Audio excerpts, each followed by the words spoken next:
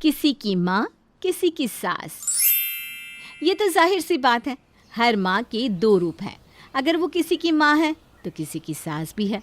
लेकिन समाज में एक धारणा बहुत पुरानी है कि सास कभी अच्छी हो ही नहीं सकती और माँ कभी बुरी नहीं हो सकती।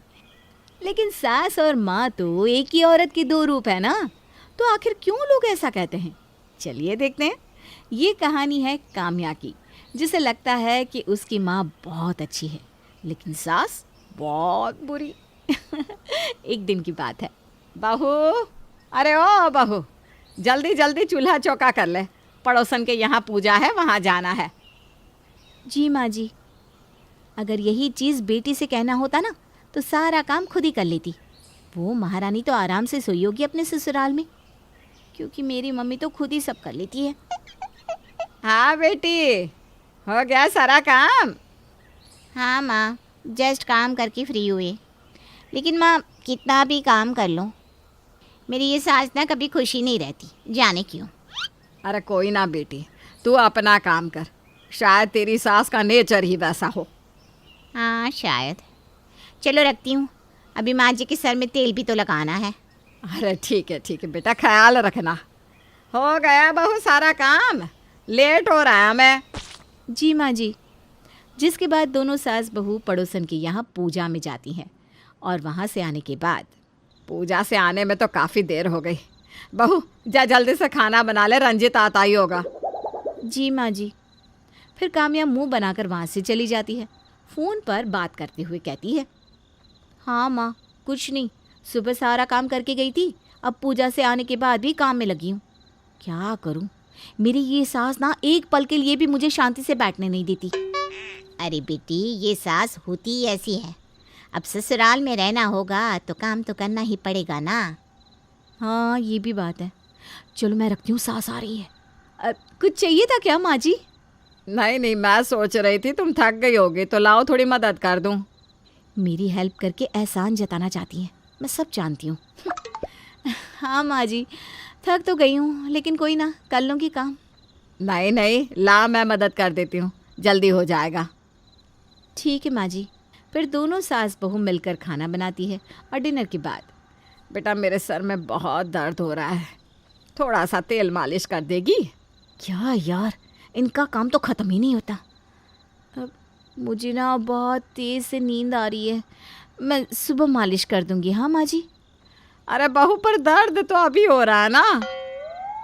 ये लीजिए, मेडिसिन खा लीजिए। हाँ, अब सो जाइए जाकर। मुझे भी नींद आ रही है, थक गई हूँ ना। अगले दिन सुबह, बहू सुबह के 10 बज गए हैं, अब तो उठ जा, चाय पिला दे। ये काऊ खुद से नहीं कर सकती है। हाँ ला रही हूँ बाजी चाय। फिर काम्या सास को चाय बना कर देती है। बहू मेरी दवाई कहाँ है? वहीं टेबल पर तो रखी है, ले लीजिए ना। अरे दे दे तो अच्छा रहेगा, न जाने कौन सी दवाई कब खानी होगी। माँ जी आप लीजिए, तो उस पर सब कुछ लिखा हुआ है। अच्छा ठीक है। कैसी हो माँ? अरे मैं तो बिल्कुल ठीक हूँ, तू कैसी है बेटा? कुछ नहीं, मम्मी जी की सेवा कर रही हूँ। माँ जी ना सारा दिन चिक चिक करती है कि भाभी यहाँ थी तो सब अच्छे से करती थी, लेकिन मैं कुछ बोलती नहीं क्योंकि जितना हो सके मैं करती तो हूँ। और भाभी हमेशा थोड़ी ना यहाँ रह सकती है, उनको भी तो अपना घर देखना है। और माँ है तो बेटे की याद तो आनी ही है उन्हें। अरे कितनी जल्दी समझदार हो गई है ना तू। हाँ, आपकी ही बेटी हूँ, समझदार तो रहूँगी ना। वैसे माँ, भाभी का ना हाथ बटा दिया करो, वरना उन्हें लगेगा कि सारा काम वही करती हैं। हाँ बेटा, जो होता है करती तो हूँ, और क्या करूँ अब।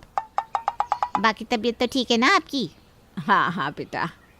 फिर बेटी फ़ोन रख देती है और सास गलती से गलत दवा खा लेती है, जिस कारण उसकी तबीयत और भी ज़्यादा ख़राब हो जाती है।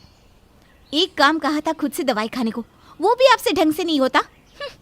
अब हो गई ना बीमार, सारा दिन आपके पीछे परेशान हो अब। वहीं काम्या सास का छोटा सा छोटा काम करने में भी बहुत ज़्यादा चिढ़ जाती थी।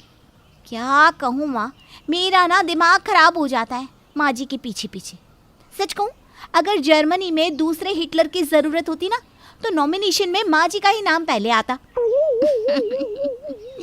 बेटा, मैं क्या कह रही थी कि ये सासें ना होती ऐसी है, तो कुछ दिनों के लिए मेरे पास चली आना बेटा। हाँ माँ, यही ठीक रहेगा। मैं आज ही माँ जी से बात करती हूँ। शाम में माँ जी, मम्मी की याद आ रही थी, कुछ दिनों के लिए जाके आऊँ उनके पास। काम्या, माँ की तबीयत खराब है ना अभी, कुछ दिनों बाद चली जाना। ठीक है जी। वहीं अगली सुबह बहू की माँ सीढ़ियों से गिर जाती है और उनके पैर में मोच आ जाती है। अगर आप लोग मुझे माँ के पास जाने देते तो शायद ये ना होता। मैं आज ही माँ के पास जा रही हूँ। फिर काम्या बीमार सास को छोड़कर मायके चली जाती है। वहीं मायके में, कैसी हो माँ, अब तबीयत कैसी है? पहले से ठीक हूँ। तेरी भाभी से हॉट वाटर बैग मंगवाया था अब तक, लेकिन नहीं दिया इसने। भाभी, माँ को हॉट वाटर बैग दे दो, उनके पैरों में सूजन है ना। खुद ही ले जाके दे दो, मैं कुछ कर रही हूँ ना। फिर काम्या बैठकर अपनी माँ के पैरों की सिकाई करती है। बहुत दिनों से सर में दर्द हो रहा है। बहू को बोलूँ तो सर दर्द की गोली दे देती है, सुनती ही नहीं। ये लो गोली। क्या नहीं सुनती? हाँ, जो अपनी बेटी से शिकायत कर रही हो। आपकी बातें सुन सुनकर मेरे सर में दर्द होने लगता है, उसका क्या करूँ मैं? आपको माँ की सेवा नहीं करनी है तो ना करो, लेकिन आपको कोई हक नहीं है माँ से ऐसे बात करने का। लाओ माँ, मैं आपका सर दबा देती हूँ। फिर काम्या अपनी माँ का सर दबाती है और फिर पैरों की भी मालिश करती है। वहीं आधी रात में अचानक से माँ के कमरे से रोने की आवाज़ आती है। यार, न जाने अब क्या हो गया तुम्हारी माँ को, रोए जा रही है।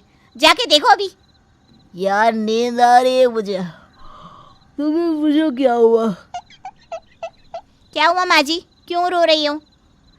बहू, मुझे दवाई दे दी, पैरों में मोच के कारण बहुत दर्द हो रहा है। वहीं टेबल पर रखी है, ले लीजिए और मुझे सोने दीजिए, परेशान मत करिए। वहीं पास ही के कमरे में सोई काम्या सब सुन रही थी।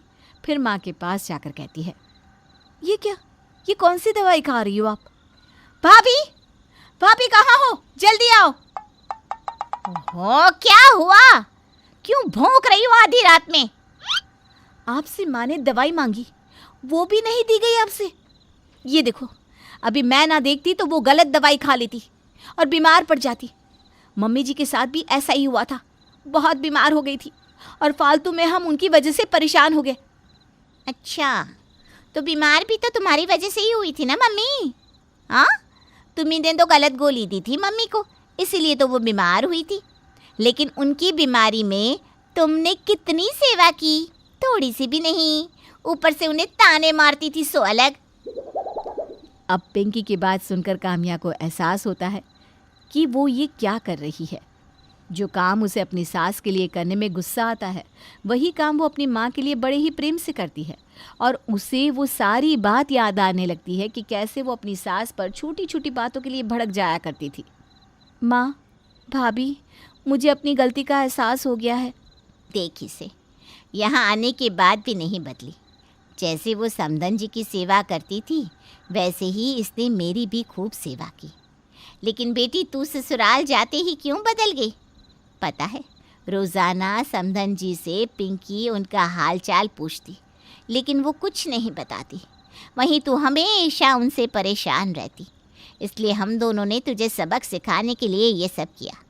मेरी बीमारी के लिए तू अपनी बीमार सास को छोड़कर कैसे आ सकती है, जबकि तेरी ही ननद हमारे घर में तेरी भाभी बनकर आई है। और ये तो अपनी माँ की बीमारी के लिए हमें छोड़कर नहीं गई। माँ, मुझसे बहुत बड़ी गलती हो गई, मुझे माफ़ कर दो। जिसके बाद काम्या अगली ही सुबह अपना सामान पैक करके ससुराल लौट जाती है और अब वो अपनी सास को भी अपनी माँ की तरह प्यार करती और मानती, जिससे दोनों का रिश्ता और भी ज़्यादा मजबूत हो जाता है। इसीलिए तो कहते हैं कि एक रिश्ते में अंडरस्टैंडिंग बहुत ज़रूरी है। बाकी सब तो सोच सोच की बात है।